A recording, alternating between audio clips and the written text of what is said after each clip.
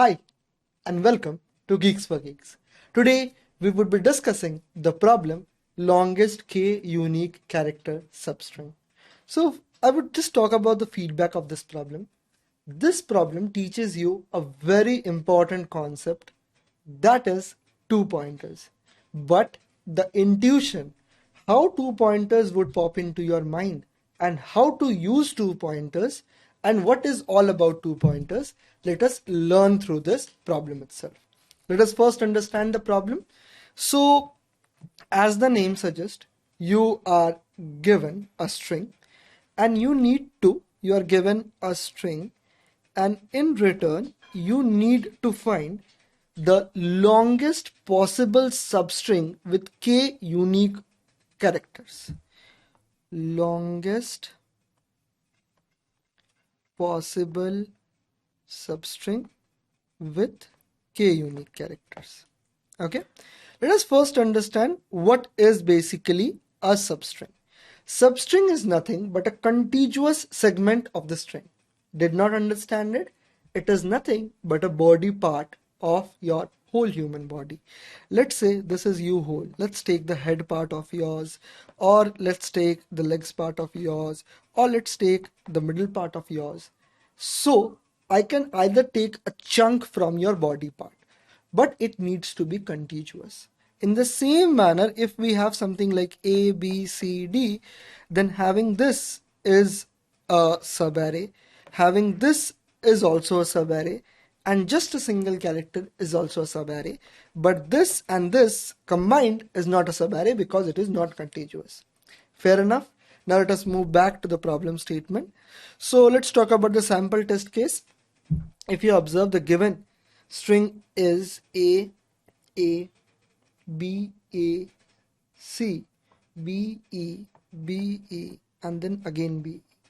And the total number of unique characters that the question wants is 3. So if you observe C, B, E, okay, C, B, E at the end, if we have this, total number of characters are 1, 2, 3, 4, 5, 6, 7. So total length is 7 itself. Okay, so if you observe the number of characters that we have here, we have C, then we have B, and then we have E. Then we again have B, so B count would increase. Then again we have E, so E count would increase. Then again we have B, again E count would increase, and again this. So if you observe, only 3 unique characters have been used. So the very first brute force approach that should pop into your mind is taking out all possible substring, and then all the valid substring which have k unique characters would be considered in the next step, and the last step would be nothing but the longest length of each of them, either of them. Fair enough. This was the very first solution, brute force solution. Let's talk about the time complexity of the solution. So what is the time complexity to find various possible subarrays? So if we have A, B, C, D. So one length subarray is this, one length subarray is this, one length subarray is this, one length subarray is this. Then we have two length subarrays, that is AB, then we have BC, then we have CD. Three length subarrays, ABC, then BCD, and then nothing, and then ABCD, the whole array itself. So if you observe, we are using a for loop here of length 1 and then iterating over that. So it would be big O of n square to find out the substring. Then counting the characters, if you use a simple array, okay, then it is mentioned that k value is 26. That means we have values from A to Z. So array of size 26, you can use the ASCII value, or you can use a simply an ordered map if you don't get the concept of ASCII value, and you would be able to get it. Now the problem is we need to find all possible subarrays. Okay, so how can I do that? So if you observe, I can have 2 pointers at this point. Now if you know the concept of sliding window, this would become a little bit more easy.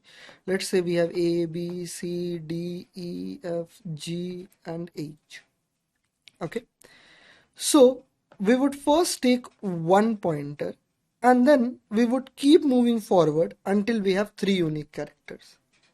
Okay, and then we would say yes, the length is this. Next time we would again move forward. So this was a unique string, so we were able to combat it. How? Because if you observe, the difference between ABC and BCD is nothing, but A is going out and D is coming in.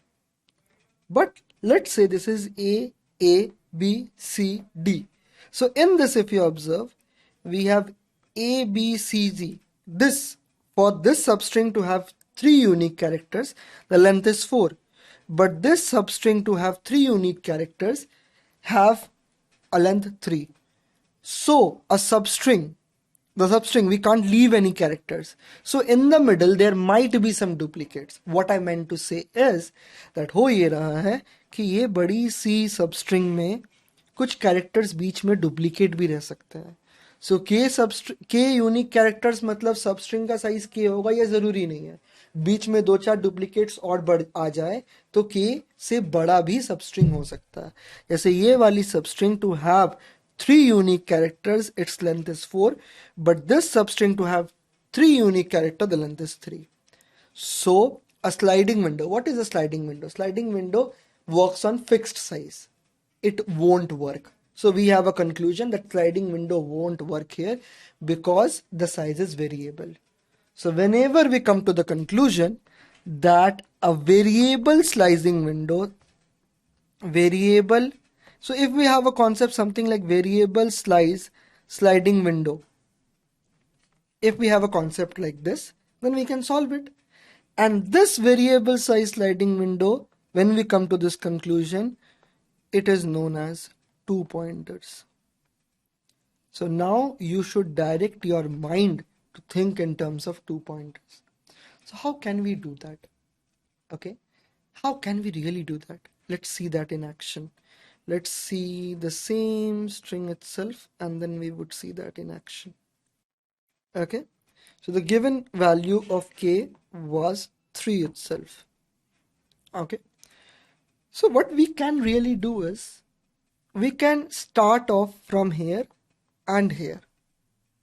Okay, then we can keep a count. This is a, so a is equals to 1. Then we can move this pointer to this side. Now a is equals to 2. At each point we would count the number of unique characters. Then we would move forward to b. Now we have one more unique character. Still number of unique character is less than k, so we would keep moving forward. Then we again have a, so we would again increment this to 3. Then we again have c. At this point the number of unique characters is equal to k, that is a, b, c, and k is equals to 3. So this is the point where I would stop. Okay, because this is a valid substring that we can have. So the indexing, what was the indexing at this point? 0, 1, 2, 3, 4. Okay, 0, 1, 2, 3, 5, 6, 7, 8, 9, 10.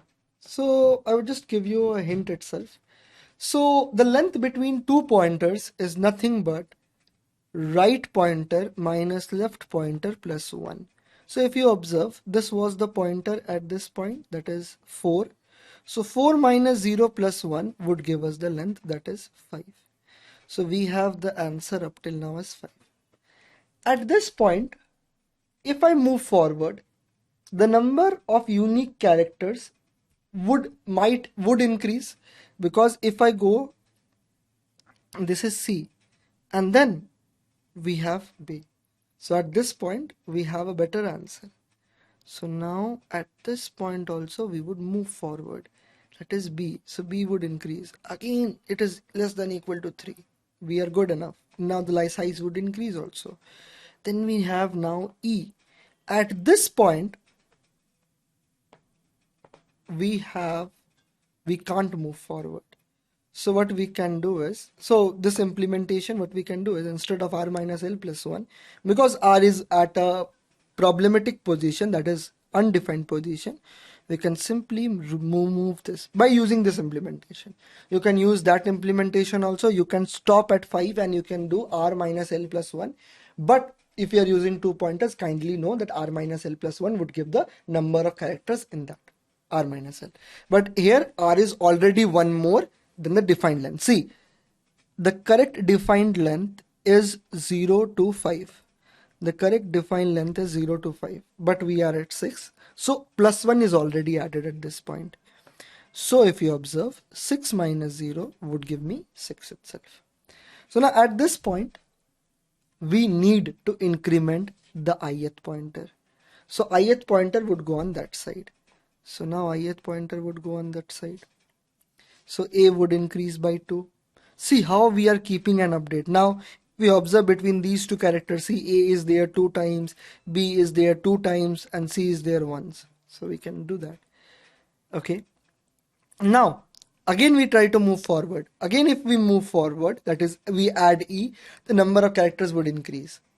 So if we can't move the right pointer, we would move the ith pointer. See, we would come to the last valid position of this r.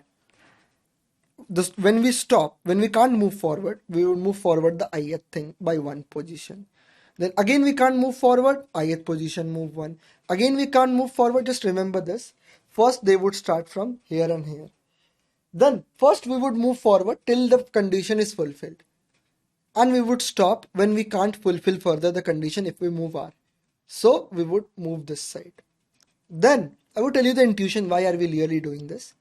Then again, if we move forward, the condition is not fulfilled. So we would again move this pointer. At this point, we can move forward this pointer.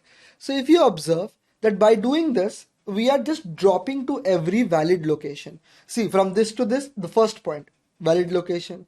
Then we come forward this. Then again we move to the last valid location. So we would get the longest. Then again we move this and we would go to the last valid location. So by doing this, we are going to every valid location r minus l. So let us do the dry run again and you would see the instance. So now see the dry run again for this. So now if you observe, we are first going to A. Okay, so this is R. So this is R, this is L. So first we have A is equals to 1, the number of unique characters. So initially we would initialize answer is equals to 0. Okay, we want 3 characters. So A is equals to 1, it is less than 3, so we would move forward the right pointer.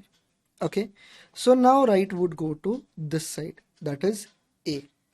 Again A is equals to 2, we can still move forward. So we would go till the value of B. B is new, so we would initialize it with 1.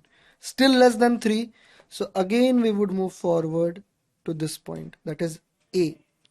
And this is again 3, so still less than 3. So again we would move forward to this, that is C. Good enough.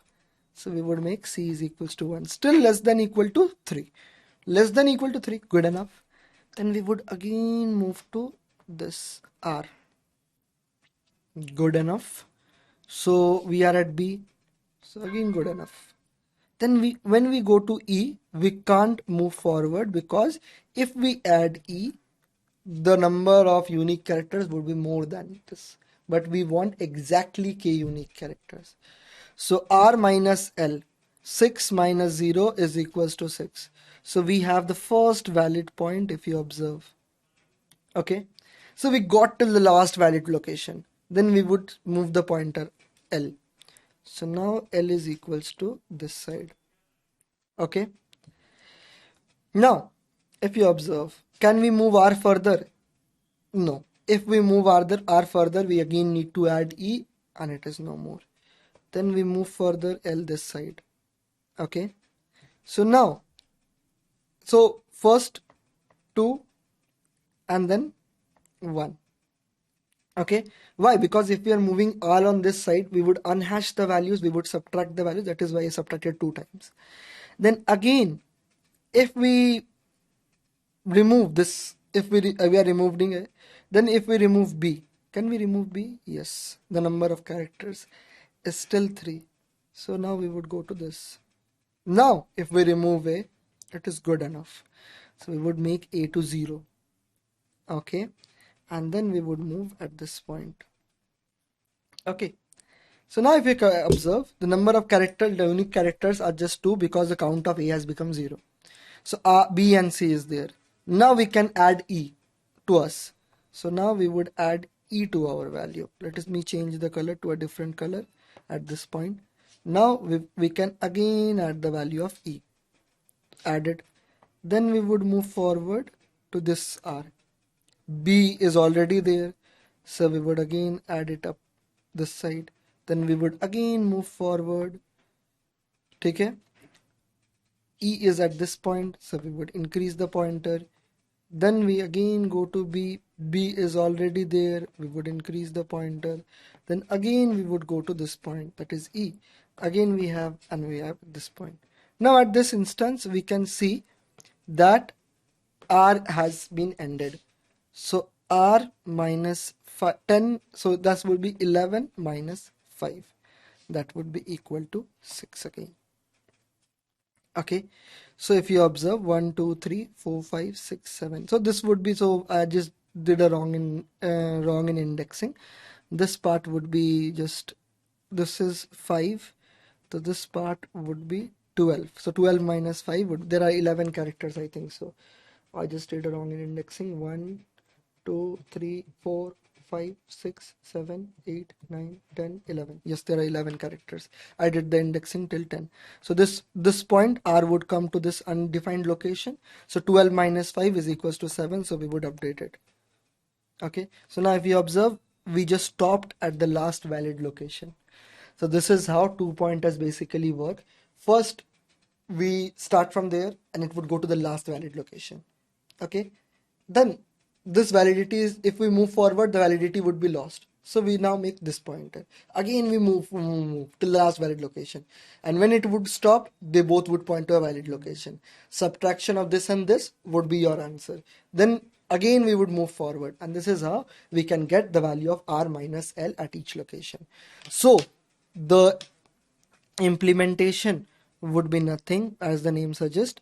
We would initialize R and L to 0, and we would first move forward R till the number of unique characters are less than k. And when it is done, we would update our answer, and then we would update the L pointer, and this would go on till R would be obviously on this side. So R would first cross the boundary. So we can just take it that where R is less than equal to 1, and that would solve the purpose. Now let us move to the implementation, and that would make more sense. So it might be the scenario that many of you are not acquainted with the ASCII thing. So I would simply use unordered map with the thing known as character comma integer, and I would name it as MP map. Okay, and then I would keep a count. If anything becomes more than 0, we would update the unique character.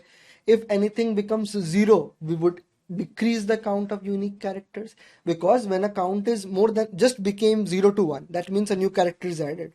When a count became 0, that means a new character is now undefined. So we would initialize the unique character at this point to 0, and then L is equals to 0 and R is equals to 0, and we would say the answer variable as 0, and n we would find the size of the string also as dot size also. We are done. Now we would simply say while R is less than n.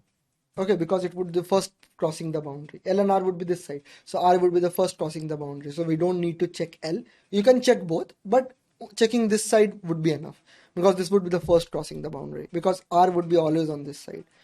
Okay, at this point I would say while R is less than n, I would again do a nested loop. Now I would say if the new character MP of S of R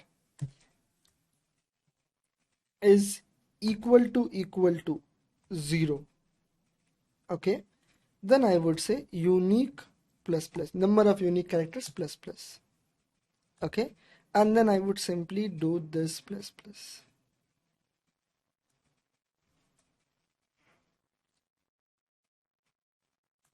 Okay. If suppose we have E, but we didn't encounter E, so that means the value would be 0 at that point. So we would see if there is a character which has not been seen before, we update the unique values and then we update the count in the map itself. At this point, if the number of unique characters become greater than k, we would break out from this loop because the last valid condition, and then we have something like r plus plus if break condition is not fulfilled. Okay, now we would say if the number of unique characters is greater than equal to k, then answer is equals to max of whatever that was already there, r minus l. Okay, because it would be the first invalid condition, r minus l, we would do it. Then we would say if r is equals to n, because we saw that it is pointing to 12, so we need to break at that point. Else what we need to do is we need to move forward the ith value.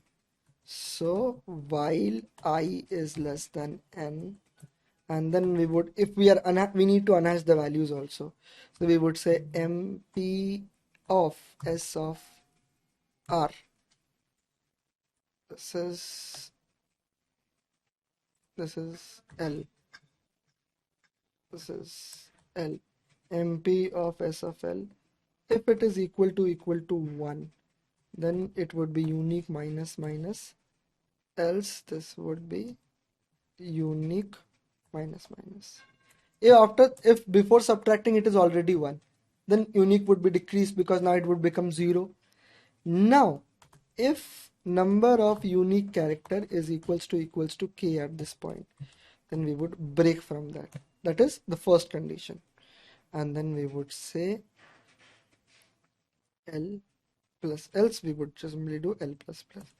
At this point, l plus plus and r plus plus to the implementation. If answer is equals to 0,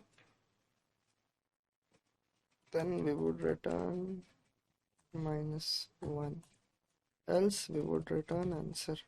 Because it is told if the value is not present, then we would return -1. Let me just see if this seems correct or not.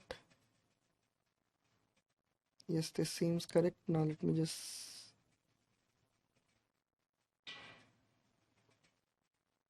yep, so we are getting a correct value out of this.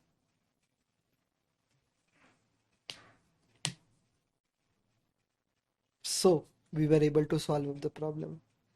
So for people who are not able to understand why this is working because of its time complexity, in spite of having nested while loops, this is because R would visit each point exactly once, and L would visit each point exactly once.